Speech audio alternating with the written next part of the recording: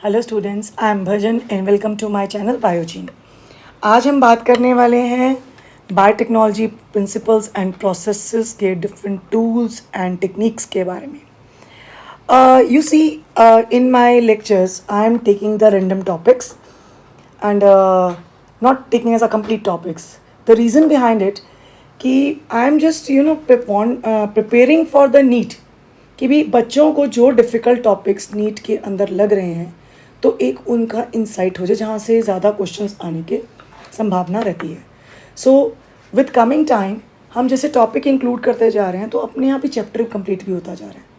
Since time is very short and it is not possible कि भी आप एक चैप्टर जो ऑलमोस्ट अगर इन डिटेल में करेंगे तो it will take a good time. So that's why I'm just picking topic randomly to have the various insights and to cover the various students ताकि जिसका मान लो अगर किसी का डाइजेशन में कोई इशू है या किसी का रिप्रोडक्शन में कोई पॉइंट वीक है या किसी पर्टिकुलर टॉपिक है तो उसमें उसको एक एज मिल सके पढ़ने का. So that is the major motto behind it कि हम इसको किस तरह से परस्यू कर रहे हैं.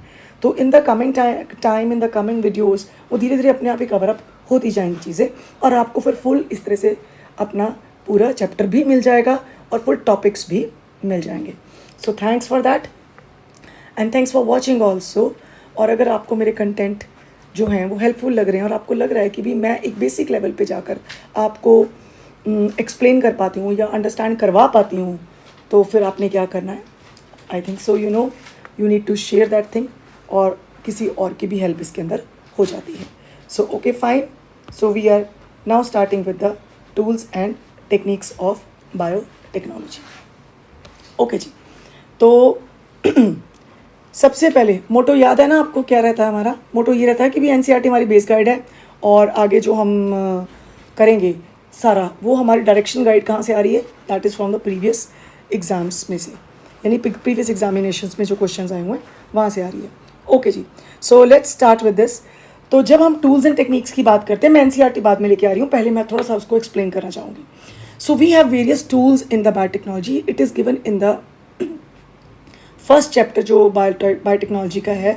That is principles and techniques which are used in the biotechnology. That is there. तो उसके बारे में हम बात करने वाले हैं यहाँ पे. ओके जी. सो फर्स्ट ऑफ ऑल देखिए स्टेप्स में जो हमें कुछ टूल्स जो चाहिए. सबसे पहले हमें चाहिए enzymes. So we need different enzymes. What are those enzymes. उसमें हमें चाहिए लाइजिंग एंजाइम्स क्योंकि जब भी हमें आपको डीएनए चाहिए तो आपको सेल को तोड़ना पड़ता है. उसके लिए यू नीड लाइजिंग एंजाइम्स. सेकेंड, अगर आपने जो डीएनए निकाल लिया तो डीएनए को आपको कट करना पड़ेगा to a different lengths so that where you want to have your desired gene. आपको अपने डिज़ायर्ड जीन यानी जो जीन ऑफ इंटरेस्ट है. फॉर एग्जांपल आप इंसुलिन, सपोज एग्जांपल एक रफ एग्जांपल ले रही हूँ कि आप मान लो इंसुलिन का जीन निकालना चाहते हो तो आपको पूरा ह्यूमन डीएनए में से इंसुलिन का जीन कहाँ पड़ा है आपने वही निकालना है. आपने पूरा डीएनए तो यूज़ ही नहीं करना उसके लिए. तो उसके लिए आपको डीएनए को काटना पड़ेगा so that you will get to that locus जहाँ पे वो जीन पड़ा हुआ है. Okay. So for that you of course need restriction enzymes.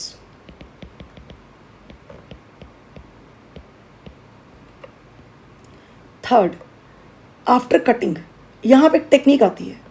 वो टेक्निक क्या हो सकती है कि आपको जीन अब आपके पास एक पर्टिकुलर जीन लेंथ आ गई.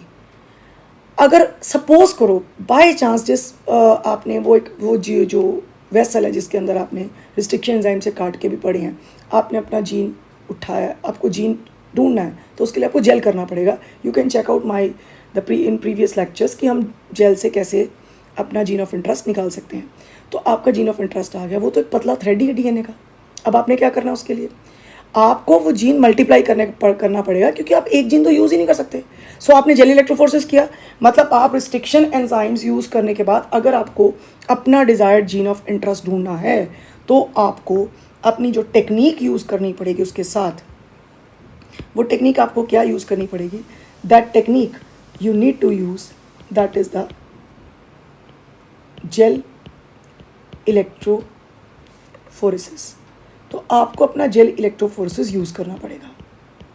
ठीक है. So that technique you need to use.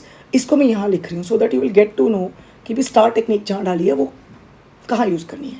Okay, then अब आपका जो डिज़ायर्ड जीन आ गया, फिर आपको क्या करना है, फिर आपको उसके साथ उसको मल्टीप्लाई करने के लिए, जीन एम्पलीफाई करने के लिए आपको जो हम, अब जीन एम्पलीफाई दो तरीके से हो सकता है, या तो आप किसी सेल में करोगे, बट सेल में करने के लिए भी पहले उसकी एम्पलीफिकेशन चाहिए, तो उसके लिए हमें एक आर्टिफिशियल एम्पलीफिकेशन टेक्निक यूज़ करनी पड़ती है जिसको हम कहते हैं पीसीआर, पॉलीमरेज चेन रिएक्शन। तो आपको यहाँ ये टेक्निक्स यूज़ करनी पड़ेंगी, उसके बाद के बाकी प्रोसीजर्स होते हैं। ओके, फॉर रिस्ट्रिक्शन एंजाइम्स के बाद next enzyme that we use is the DNA ligase, और जब हमें अपना जीन ऑफ इंटरेस्ट जोड़ना है। ओके, तो यहाँ पे हमने सबसे पहले रिस्ट्रिक्शन एंजाइम यूज़ किए, फिर हम पहले लाइजिंग एंजाइम यूज़ किए, फिर हमने रिस्ट्रिक्शन एंजाइम यूज़ किए, और उसके बाद अब जो third enzyme we will use, यहाँ पे एक और एंजाइम आता है जिसको हम कहते हैं एल्केलाइन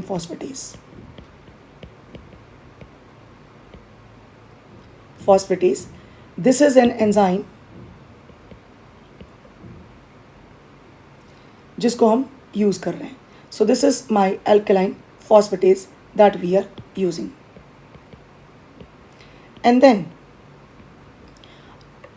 अनदर एंजाइम, यहाँ पे वो आपके इसमें नहीं दिया हुआ आपकी किताबों में, but that we use is T4 poly nucleotidase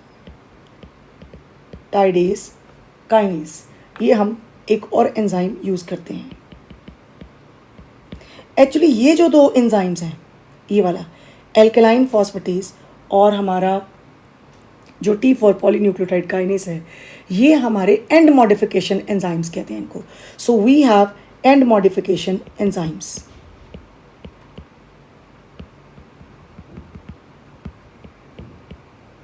So these are end modification enzymes. So lysing enzymes, restriction enzymes, end modification enzymes जिसमें हमारे दो आ गए, one is alkaline phosphatase and second is T4 nucleotide kinase, sorry, that is nucleotide kinase, हमें ये चाहिए। And then we have इसके लिए फिर DNA ligase एक हमें चाहिए, और एक हमें चाहिए सिंथेटेज एंजाइम्स जैसे कि DNA polymerase. So then we need DNA polymerase, और I can say polymerase is enzyme, it can be DNA polymerase और it can be the RNA polymerase. So depending upon आपको कौन से एंजाइम चाहिए उस हिसाब से हम डिस्कस करेंगे भी एक्चुअली हमने करना किसकी एलोंगेशन है, whether we are RNA polymerase किसके लिए RNA के ऊपर काम करता है, DNA पॉलीमरेज DNA के लिए काम कर रहा है। एक और हमें एंजाइम चाहिए जिसको हम कह सकते हैं रिवर्स ट्रांसक्रिप्टेज। ये रिवर्स ट्रांसक्रिप्टेज किसके लिए होता है, दैट इज़ फॉर द, अगर आपके पास RNA है तो RNA से आपको DNA वापस करना है, बनाना है, जिसको cDNA कहते हैं, तो उसके लिए हमें रिवर्स ट्रांसक्रिप्टेज नाम का एंजाइम चाहिए होता है। तो ये दो जो एंजाइम्स हैं basically they are called as a synthetase enzymes. So these are your synthetase enzymes, यानी जिसके लिए हमें synthetic activity करनी है। So these are the various list of the enzymes which we are using in the recombinant DNA technology और RDT। Second हमारे पास आते हैं, हमें और क्या चाहिए। देखिए, आपको जीन ऑफ इंटरेस्ट आपको निकालना आ गया, मान लो आपने डिज़ायर्ड जीन अपना निकाल लिया, अब क्या करना है, आपने डिज़ायर्ड जीन निकालना ही नहीं था, you want to multiply it. क्यों मल्टीप्लाई करना है, क्योंकि आपको उसका प्रोडक्ट चाहिए। मैंने जैसे एक एग्जांपल ली, आप इंसुलिन का जीन तो आपने ले लिया, पर इंसुलिन का जीन निकाल के करोगे क्या, you want to make insulin, तो इंसुलिन को बनाने के लिए ही हम इंसुलिन का जीन ढूंढ रहे हैं ना। तो जब हम इंसुलिन का जीन निकाल लिया तो बनाना कैसे है, अब बनाने के लिए तो उसको आपने जीन को मल्टीप्लाई कर लिया with the help of PCR, multiple genes बन गई, मल्टीपल कॉपीज बन गई आपकी, लेकिन उसका फ़ायदा क्या, वो आपको इंसुलिन नहीं बना के दे रही। उसके लिए आपको अगर होस्ट में चीज़ मल्टीप्लाई करनी है, मतलब लिविंग होस्ट में चीज़ मल्टीप्लाई करनी है, तो आपको कोई ना कोई वेक्टर चाहिए, या वेक्टर चाहिए या वो जो आपका जीन ऑफ इंटरेस्ट होगा वो DNA के साथ लाइगेट करना पड़ेगा, मतलब जो होस्ट का DNA है। तो ये सारी बातें अभी आने वाले टाइम में मैं एक लेक्चर लूँगी जिसमें हम बात करेंगे स्टेप्स ऑफ द बायोटेक्नोलॉजी, कि हमने क्या क्या किया। उसके पहले आपको ये पता होना चाहिए कि हमारे कौन कौन से टूल्स यूज़ हो रहे हैं। तो अगर मैं ये कहूँगी हमने ये किया, अब ये किया, यहाँ पे रिस्ट्रिक्शन साइन यूज़ किए, so you will already know कि भी हम ये पढ़ चुके हैं क्या चीज़ है. सो फॉर दैट अगर मुझे उसको जीन ऑफ इंटरेस्ट को मल्टीप्लाई करवाना है होस्ट में, तो एक तो मेरे को होस्ट चाहिए. So that means I need a host, that is competent host. और मुझे क्या चाहिए, दो तरीके से हो सकता है, या तो कॉम्पिटेंट होस्ट के डीएनए के साथ लाइगेट करके जीन मल्टीप्लाई करेगा, या आपको चाहिए वेक्टर डीएनए चाहिए. सो दैट मीन्स अब आपको एक और आपकी जो यूज़ है वो है जी आपका वेक्टर. तो 3 टूल्स आपके मेन है. One is enzyme, second is your vectors and third is your competent host. And 2 techniques जो हम अभी बात कर रहे हैं, इसके अलावा और भी, ऐसा नहीं कि और टेक्निक्स नहीं है. जैसे मैंने यहाँ पे बात करी जेल इलेक्ट्रोफोर्सेस है, पीसीआर है, बिकॉज इस सीक्वेंस में भी वो 2 टेक्निक्स हैं. इसके अलावा डीएनए प्रोबिंग है, तो वो भी बात करेंगे डीएनए प्रोबिंग क्या होती है. डीएनए फिंगरप्रिंटिंग की बात करेंगे, तो वो टेक्निक्स भी हम रिकॉम्बिनेंट डीएनए टेक्नोलॉजी में यूज़ करते हैं, but that we will talk one by one. आज मेरे जो लेक्चर में हम बात कर रहे हैं लाइजिंग एंजाइम्स की, क्योंकि हम वो हेल्प करते हैं आपको डीएनए को बाहर निकालने में. रिस्ट्रिक्शन एंजाइम्स ऑलरेडी मैं अपने लेक्चर में फुल डिटेल में डिस्कस कर चुकी हूँ, तो उसकी यहाँ पे डिस्कशन हम नहीं करेंगे. Yes, rest of enzyme whatever we can do वो हम आज करेंगे. सो अब हम बात कर रहे हैं, शुरू हो जाते हैं यहाँ से. So first of all I will talk about lysing enzymes. तो यहाँ पे I am talking about the lysing enzymes.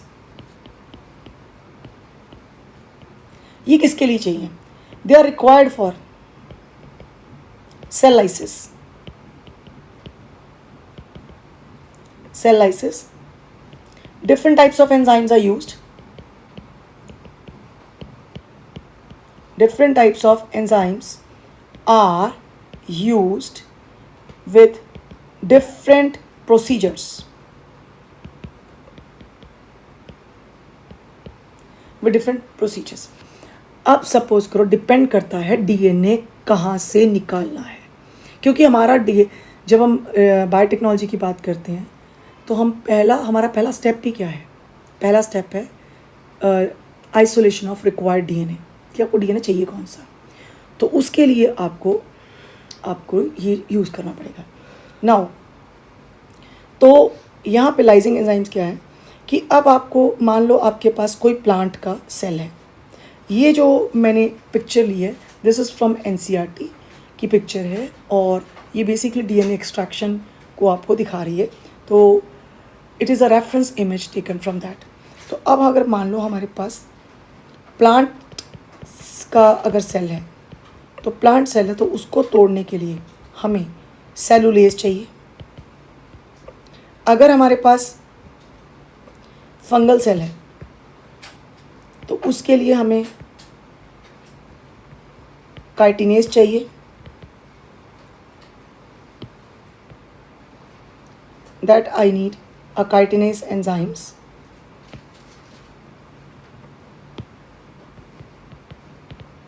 अगर मेरे पास बैक्टीरिया है तो ऑफ कोर्स बैक्टीरियल सेल है, तो आई नीड योर लाइजोजाइम. और अगर मान लो ह्यूमन का कोई सेल है तो we have a trypsin like enzymes, और there are different types of enzymes जो कि जिससे हम सेल्स को तोड़ सकते हैं. तो अब एक ह्यूमन सेल अगर मान लो है हमारे पास, तो मैं एक एग्जाम्पल दे रही हूँ आपको. We have different types of enzymes for that. For example such as trypsin like enzymes. तो आप इसको यूज़ कर सकते हो. ओके, तो अब हमने क्या किया, मान लो लेट्स से आप ये प्लांट सेल या फिर हमने फंगल सेल्स ले लिए, या हमने बैक्टीरियल सेल ले लिया, या आपने कोई एनिमल सेल ले लिया जैसे कि ह्यूमन सेल हो सकता है. अब इसको हमने क्या किया, treatment with cellulase, lysozyme, cellulase, chitinase, lysozyme और ट्रिप्सिन लाइक एंजाइम। ये हमने जो बफर होता है, बफर जिससे पीएच ऑफ सेल मेंटेन रहता है, उसके अंदर जो ये सेल पॉपुलेशन ली हुई है, हमने इसके अंदर ये एंजाइम्स डाल दिए। तो what will happen, lysis of the cell हो जाएगा, lysis of the cell and release of contents in solution. Okay, अब बारी आती है कि कराई क्यों है, हम करना ही क्यों है हमने ये सारी चीज़। अब सेल है, सेल के अंदर डीएनए है, आरएनए है, लिपिड्स हैं, कार्बोहाइड्रेट्स हैं, so many components of the cell, और हमें डीएनए चाहिए प्योर फॉर्म में, because to use the DNA in recombinant DNA technology we use DNA in the pure form. तो आपको उसके साथ कोई भी एसोसिएटेड चीज़ें नहीं चाहिए। तो अब हम क्या करते हैं, सबसे पहले यहाँ पे यूज़ ऑफ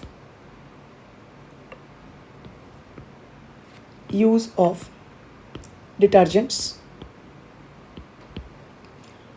हो सकते हैं, और प्रोटीएजेस, देन वी हैव कार्बोहाइड्रेजेस और आई कैन से अमाइलेजेस और ग्लाइकोसाइडेजेस, यानी कि ऐसे एंजाइम्स जो कि कार्बोहाइड्रेट को ब्रेक डाउन करते हैं। So we have that carbohydrases, or I can word use amylases, or I can say glycosidases, ये हो सकता है। और आप इसके साथ you can also use one more enzyme, that is the RNAs. So of course अलग अलग करके करते हैं, ऐसा नहीं कि एक साथ एक डाल दिया। So use of detergents ये, और इसको हमने वन बाय वन, तो मतलब आपने क्या किया, use of different procedural techniques. मतलब तो अगर अब ये जो डिटर्जेंट्स हैं, ये बेसिकली क्या करेगा, इट विल डिसइंटीग्रेट या डिज़ोल्व और डाइजेस्ट। इसने लिपिड्स को कर दिया, ऑफ कोर्स प्रोटीजेस ने प्रोटीन्स को कर दिया, कार्बोहाइड्रेट्स ने आपके जो starch, glycogen, what ever is cellulose, what ever the carbohydrates हैं उनके लिए कर दिया, और आरएनएज ने आरएनए के लिए कर दिया। ठीक है, तो ये हमने जो था यूज़ कर लिया। तो यहाँ पे हमने डिटर्जेंट्स यूज़ किए, प्रोटीजेस यूज़ किए, ग्लाइकोसाइडेजेस यूज़ किए और आरएनएज यूज़ किए। तो ये हो गया डाइजेस्ट और डिज़ोल्व। कौन कौन डिज़ोल्व हो गया, it will lipids, proteins, carbohydrates and RNA सारे खत्म हो गए। मतलब हम use dissolve or digest the various components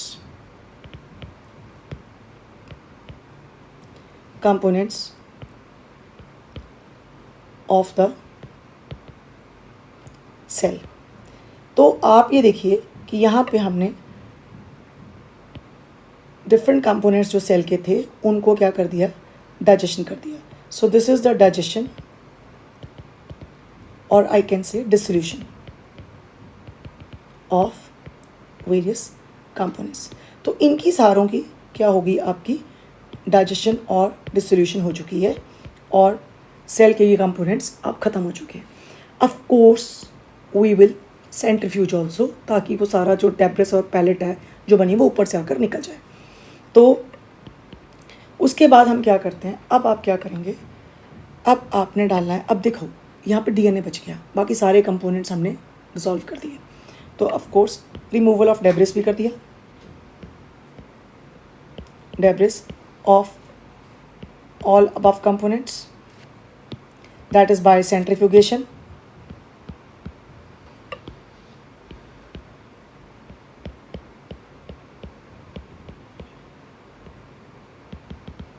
ये कर दिया। अब क्या करना है, एडिशन ऑफ चिल्ड इथेनॉल, इसमें चिल्ड इथेनॉल डालते हैं। मैं आपको ये भी बता रही हूँ कि डीएनए को एक्सट्रैक्ट करने के लिए हमारे पास बहुत सारे प्रोसीजर हैं, ये हमारा बेसिक स्टैंडर्ड प्रोसीजर है, तो हम वही बात कर रहे हैं जो बिल्कुल बेसिक लेवल का प्रोसीजर है। तो इसके अलावा we have other procedures also. So addition of chilled ethanol. अब ये क्या होगा, जब आप चिल्ड इथेनॉल डालते हो तो डीएनए क्या करता है, डीएनए आपकी जो वॉल्स होती हैं, आपके जो कंटेनर की वॉल्स होती हैं, उसके साथ सारा स्टक कर जाता है, पूरा ऐसे स्टिकिंग सी हो जाती है। फिर उसको हम वुडन स्पैचुला या प्लेटिनम रॉड या फिर ग्लास रॉड से हम उसको इस तरह से, जैसे नूडल को रोल करते हैं, इस तरह से उसको थ्रेड को निकाल कर डीएनए को रोल आउट कर लेते हैं। So that is called as spooling of DNA. सो यहाँ पे क्या हुआ जी, प्रेसिपिटेशन ऑफ डीएनए हो गई। So we have precipitation of DNA and then collection of DNA.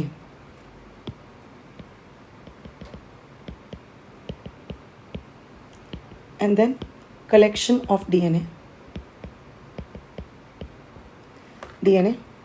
by spooling.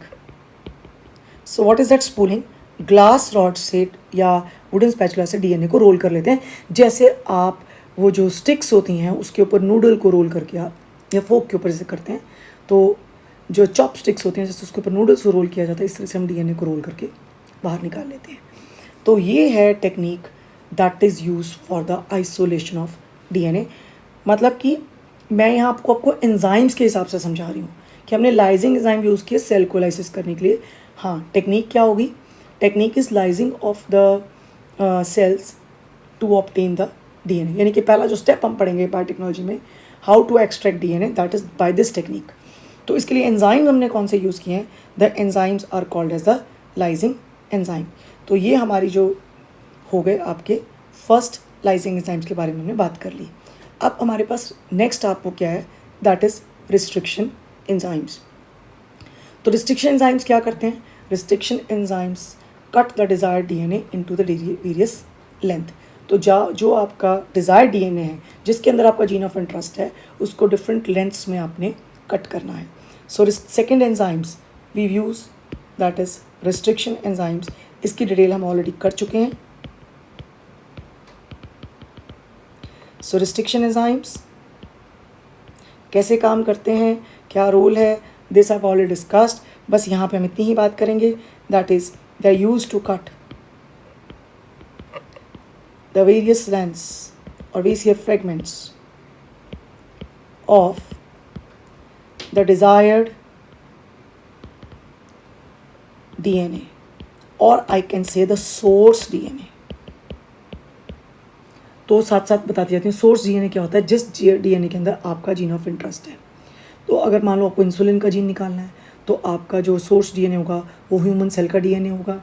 अगर आप मान लो कोई जैसे हीरोडिन निकालना चाह रहे हैं, अब हीरोडिन आप निकालना चाह रहे हैं फ्रॉम द लीच, तो ऑफ कोर्स जो लीच का डीएनए है वो आपका सोर्स डीएनए होगा, और जो हीरोडिन का जीन है उसको जीन ऑफ इंटरेस्ट कहते हैं। ठीक है, तो जीन ऑफ इंटरेस्ट क्या है, सोर्स डीएनए क्या है, आई होप ये आपको समझ आ गया होगा। ओके, तो थर्ड एंजाइम अब हम कौन से यूज़ कर रहे हैं? अब हमने डीएनए लिया, डीएनए को काट लिया। ठीक है, ये हमारा आपका test tube with buffer solution, ये लेट्स से हमारा डीएनए, और इस डीएनए के अंदर हमने आरई डाल दिए हैं, and we have obtain different lengths, कटते जा रहे हैं और डिफरेंट लेंथ आपके जो हैं वो डीएनए के हमें ऑब्टेन होते जा रहे हैं। ओके जी, अब लेंथ आ गया। अब आपको क्या पता आपका लेंथ, आपका जीन कौन सा है? तो ऑफ कोर्स उसके लिए कैसे क्या करते हैं, कैसे ढूंढते हैं जीन कहाँ है? तो आप एक वो रिक्वायर्ड सीक्वेंस लेंथ ले लेते हैं, जेल को रन करते हैं, और जिस मार्कर डीएनए के पैरेलल आपका जीन आया, आपको समझ आया था कि अगर मैंने 100, जैसे आपने डिफरेंट मार्कर डीएनए ले लिया, 1000 base pair, 400 base pair, 600 base pair, 500 base pair, ऐसे ले लिया। मान लो आपका डीएनए 400 बेस पेयर का है, तो जब आप जेल पे अपने सैंपल को रन करेंगे तो 400 बेस पेयर का जो डीएनए होगा उसका माइग्रेशन और आपके जीन का माइग्रेशन जो होगा वो सेम लेंथ पे होगा। तो आपको पता लग जाता है ये है। इसके अलावा बहुत सी और टेक्निक्स भी हैं, तो I am only talking about the basic technique जो आपके लिए चाहिए, बिकॉज +2 में biotechnology and principle is an introduction. ये तो अपने आप में एक पूरा जाइंट फील्ड है, एक पूरा ही ओशन है। तो हम तो सिर्फ उस ओशन की कुछ बूंदों के बारे में बातें कर रहे हैं कि भी हाँ ये ओशन है और ये है। So that is why what ever required for you, I am just giving you that. Okay, but of course with little more detail, ताकि आपको समझाने में मुझे ईजी हो। ओके जी, तो अब बताइए थर्ड एंजाइम। अब थर्ड एंजाइम हमारे पास एल्कलाइन फॉस्फेटेस यूज़ होगा, और फिर T4 पॉलीन्यूक्लियोटाइड काइनेज। अब ये क्या चीज़ है? Now third enzyme is our what I call end modification enzymes. So तीसरे enzymes हमारे पास कौन से हैं? That is end modification enzymes.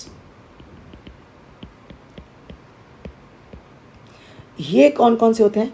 इसमें एक तो मैं बात करूंगी about, that is alkaline phosphatase.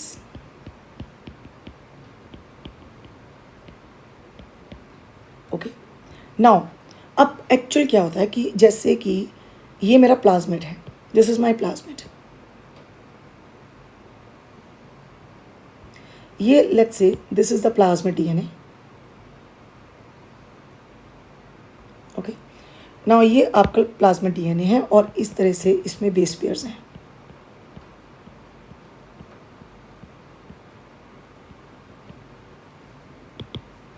ये हमारे पास इसमें बेस पेयर्स हैं. Fine,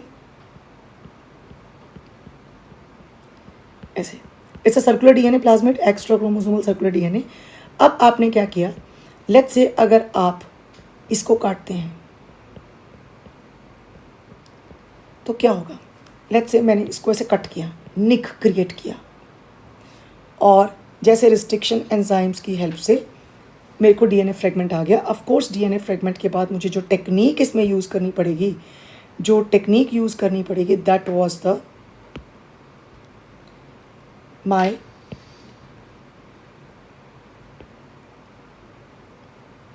gel electrophoresis.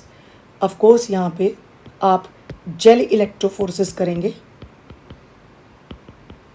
वो किसके लिए कर रहे हैं? टू सेपरेट और टू आइसोलेट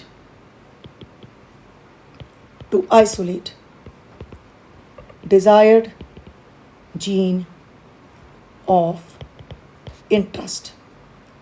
तो आपने अपना डिज़ायर्ड जीन ऑफ इंटरेस्ट, जिसको मैं GI करके लिख रही हूँ, वो निकालने के लिए आपको जेल करना पड़ेगा.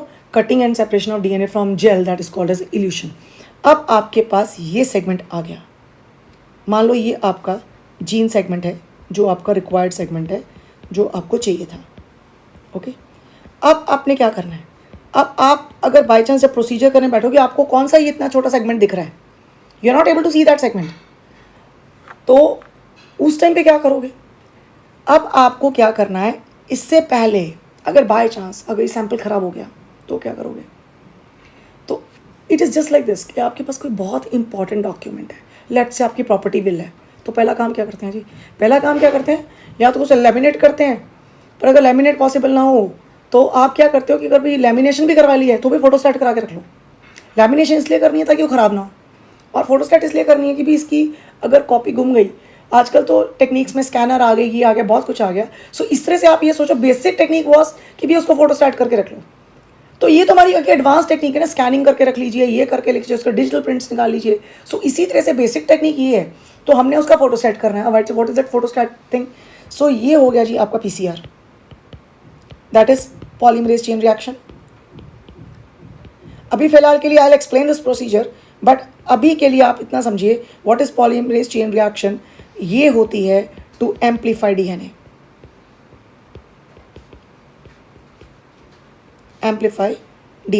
अब वो डीएनए आपका जीन ऑफ इंटरेस्ट भी हो सकता है, कोई प्लाज्मिड का डीएनए भी हो सकता है, कुछ भी हो सकता है.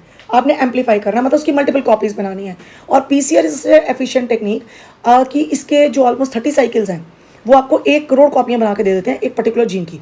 तो आप ये समझ लो, अगर आपके पास इतनी सारी फोटोस्टैट हैं, तो आपने अगर मान लो कहीं भी अप्लाई करना है, कुछ करना है, तो आप क्या करते हो? हर जगह ओरिजिनल चीज़ नहीं दे सकते, तो आप उसकी जगह क्या लगाते हैं? फोटोस्टैट लगाते हैं. तो ये समझ लीजिए आपने एक फोटोस्टैट कर लिया. ओके, अब बात वापस आते हैं कि भी एंड मॉडिफिकेशन एंजाइम में अल्कलाइन फॉस्फेटेज का क्या रोल था. So this was my plasmid. ये मेरा प्लाज्मिड है, इसको मैंने क्या किया? मैंने कट कर दिया. अब आई वांटेड कि जब ये कट किया तो ये देखो इसका हालात क्या हुए.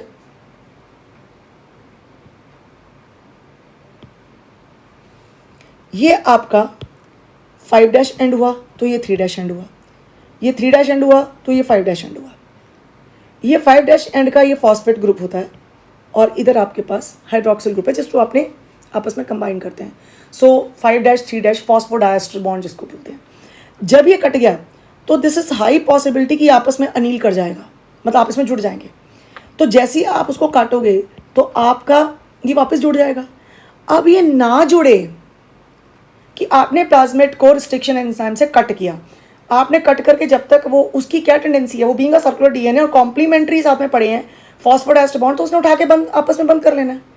अब आप क्या कर रहे हैं कि आपको चाहिए कि ये बंद ना हो ताकि मैं अपना जीन ऑफ इंटरेस्ट डाल सकूं, तो आपने क्या करना है, ये आपका जीन ऑफ इंटरेस्ट, ओके जी। अब आपने क्या करना है कि आपने जीन ऑफ इंटरेस्ट जो डालना है अपना, उसके लिए आपको अनीलिंग रोकनी पड़ेगी, मतलब सेल्फ अनीलिंग जो होती है वो रोकनी पड़ेगी, सेल्फ लाइगेशन जो होती है वो रोकनी पड़ेगी। उसके लिए आपको एल्कलाइन फॉस्फेटेज यूज़ करना पड़ता है। वो क्या करता है, it removes phosphate group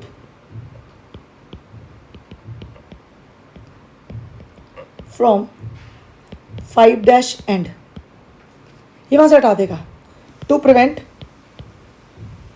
self ligation, कि सेल्फ लाइगेशन ना हो। इसके लिए आप क्या यूज कर सकते हो, the commonly use enzymes are bacterial alkaline phosphatase,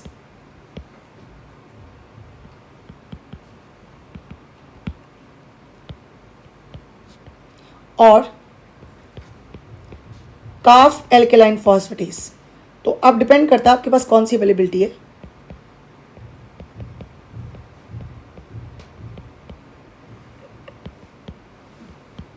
आप उसमें से यूज कर सकते हैं। सो ये कॉमनली आपके एंजाइम्स हैं जो आपके यूज हो रहे हैं, calf alkaline phosphatase and bacterial alkaline phosphatase. अब आपने क्या किया, अपना जीन ऑफ इंटरेस्ट जो था वो आपने डाल दिया इसके अंदर, ओके। तो मैं ज़रा इसको यहाँ पे ले जाती हूँ so that I can explain you little well. यहाँ पे ओके, ये डाल दिया। तो आपने ये अनिल्ड ले लिया, ये इसने फॉस्फेट ग्रुप यहाँ से रिमूव कर दिया। अब आप अपना जीन ऑफ इंटरेस्ट जो है इसके अंदर डालिए, लेकिन जब जीन ऑफ इंटरेस्ट डालनी है तो आपको इसकी लाइगेशन करनी पड़ेगी यहाँ पे फिर दोबारा से। अब लाइगेशन करने के लिए आपको यहाँ पे डीएनए लाइगेज यूज करना पड़ता है, क्योंकि ये बॉन्ड तो कॉम्प्लीमेंट्री बन जाएंगे बट वो वीक होते हैं। दैट इज वाई आपको शुगर फॉस्फेट बॉन्ड को जोड़ने के लिए डीएनए लाइगेज चाहिए, commonly called as molecular sutures. तो सूचरिंग कर दिया आपने, और ये हाइड्रोजन बॉन्ड, क्योंकि आप जब भी कोई डालोगे तो हाइड्रोजन बॉन्ड जुड़ गए, वो तो वीक हो गए, लेकिन यहाँ पे डालने के लिए आपको शुगर फॉस्फेट बॉन्ड को जोड़ने के लिए आपको डीएनए लाइगेज चाहिए। और डीएनए लाइगेज जब आपको चाहिए, पर उसके लिए आप ये देखिए पिछले स्टेप में आप एक फॉस्फेट रिमूव कर चुके थे, तो वो फॉस्फेट आपको डालना है। और उस फॉस्फेट को डालने के लिए अब आपको एक और एंजाइम चाहिए जिसको हम कहते हैं T4 पॉलीन्यूक्लियोटाइड काइनेज। ये वो एंजाइम है जो फॉस्फेट ऐड करेगा along with DNA ligase. So T4 polynucleotide kinase ये क्या करता है, it add phosphate group at 5' end। तो इसका काम क्या हो गया, इट एक्ट्स, मतलब जो इसकी वर्किंग है वो ऑलमोस्ट रिवर्स होगी, किसके, अल्कलाइन फॉस्फेटेज के ऑपोजिट चल रही है, तो उसके रिवर्सल में ये काम कर रहा है। तो ये आपको डालना पड़ेगा। तो जो उसने रिमूव किया आपने डाल दिया, और अब आपको ज़रूरत पड़ेगी किसकी, next enzyme you need is my fourth enzyme, that is DNA ligase। तो इसने क्या काम करना है, it helps in joining the ends of DNA, यानी कि क्या काम कर रहा है, at sugar phosphate bond, sugar phosphate bond। तो शुगर फॉस्फेट बॉन्ड जो फॉस्फोडाइस्टर बॉन्ड हमारा बनता है उसमें हेल्प कर रहा है। तो शुगर फॉस्फेट बॉन्ड को जोड़ने के लिए आपका फॉस्फोडाइस्टर बॉन्ड जो है उसको बनाने के लिए आपको डीएनए लाइगेज चाहिए। तो जो कॉमनली यूज लाइगेज है, लाइगेज जो है that is the T4 ligase हम यूज कर सकते हैं। जिसको मैं पूरा लिख देती हूँ, that is sugar phosphate bond, phosphate bond. So यहाँ पे हमारे पास ये चाहिए। ओके, तो T4 लाइगेज। अब आती है बारी हमारे फिफ्थ एंजाइम की, that is called as synthetase enzymes. अब सिंथेटेज एंजाइम्स में जो मेनली यूज हो रहा है कि अगर हम डीएनए के लिए काम कर रहे हैं तो of course I will talk about DNA polymerase. So DNA polymerase ये क्या काम कर रहे हैं? They help in synthesis or I can say extension of DNA by using DNTPs, that is nucleoside triphosphate, deoxynucleoside triphosphates। तो ये आपको चाहिए, मतलब वो रॉ मटेरियल होगा, उसको जोड़ता जाएगा और ऑफ कोर्स आगे वो सिंथेसाइज करता जाएगा। इसके अलावा एग्जाम्पल आप ले सकते हो डीएनए पॉलीमरेज 1 हो सकता है, डीएनए पोल 3 हो सकता है, डीएनए पॉलीमरेज 3 हो सकता है, कॉमनली कॉल्ड एज पोल 3। ऐसे ही मैं एक एग्जाम्पल की बात कर रही हूँ, I am talking about Taq polymerase, क्योंकि ये एंजाइम मैं यूज़ करने वाली हूँ in the polymerase reaction. Taq polymerase, तो this is obtained from thermophilic bacteria. Thermophilic means temperature loving bacteria, यानी कि जो हाई टेम्परेचर पे रह सकते हैं। सो दैट मीन्स अगर बैक्टीरिया हाई टेम्परेचर पे है तो उसका एंजाइम भी हाई टेम्परेचर टॉलरेबल होगा, यानी they are a kind of thermostable enzymes, जबकि most of enzymes are thermolabile. तो ये थर्मो आपका बैक्टीरिया आ गया, obtain from thermophilic bacteria, Thermus aquaticus, ये वहाँ से आ गया। तो ये आपका थर्मस एक्वाटिकस से ये निकाला जाता है। इसकी खासियत ये है कि ये हाई टेम्परेचर पे काम करता है, so very suitable for the PCR. तो इसके अलावा और क्या हम यूज़ कर सकते हैं? We can always use the reverse transcriptase enzyme. ये एंजाइम तो बहुत ही ज़्यादा आजकल यूज़ होता है और इसकी यूटिलिटी हम बाद में डिस्कस करेंगे। सर आपके लिए भी इतना, अगर आरएनए से डीएनए बनाना है तो ये एंजाइम उसमें यूज़ होता है। So this is a list of enzymes we are using. इसके अलावा लिस्ट ऑफ एंजाइम्स के अलावा what is the raw material, हमें क्या चाहिए रॉ मटेरियल्स में? आपको देखिए, रॉ मटेरियल्स में एक तो आपको टेम्पलेट डीएनए चाहिए जिसको आपने बनाना है, फिर आपको क्या क्या चाहिए? अगर आपको मतलब टेम्पलेट डीएनए आई कैन से आपका डिज़ायर डीएनए, जो ज़रूरतें हैं अब जिसके ऊपर हमने बात की। अब हमने बात की हमें चाहिए क्या? सबसे पहले हमें सोर्स डीएनए चाहिए। सोर्स डीएनए क्या होते हैं? जिनसे हम एंजाइम अपना डिज़ायर्ड डीएनए, दे कंटेन या they are the source of desired gene. ये आपका हो गया। अब हमें और क्या चाहिए? हमें चाहिए हमारा डिज़ायर्ड जीन, और हम कह सकते हैं जीन ऑफ इंटरेस्ट। अच्छा, अगर हम वेक्टर मेथड यूज़ कर रहे हैं, तो हमें वेक्टर चाहिए। तो वो भी एक तरह से हमारे मटेरियल्स में ही आ गया कि टूल है बेसिकली, पर काम करने के लिए जो चीज़ें चाहिए वो तो चाहिए ना आपको कि ये मेरी रिक्वायरमेंट्स हैं।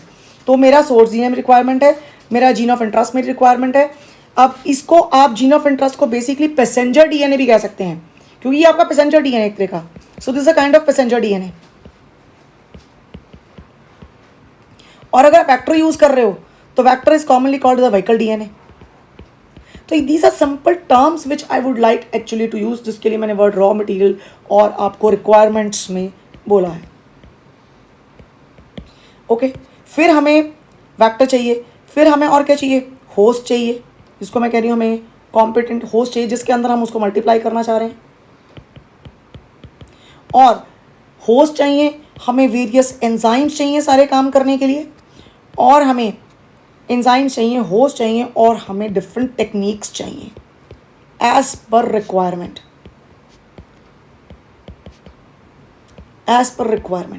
वो टेक्निक कौन कौन सी हो सकती हैं?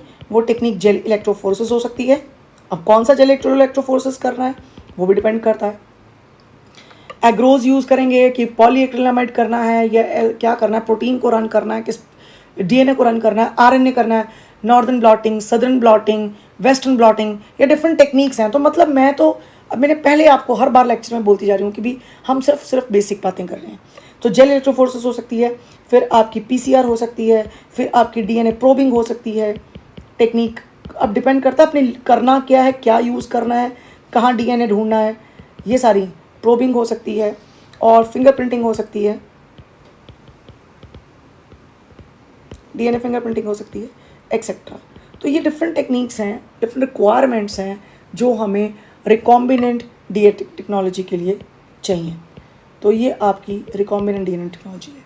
सो दैट्स ऑल अभी इस लेक्चर के लिए, जिसमें मैंने एंजाइम्स आपसे डिस्कस किए हैं। In coming lectures I will discuss the PCR and other techniques end of course the steps of the biotechnology. Thanks for watching me and thanks for listening me also.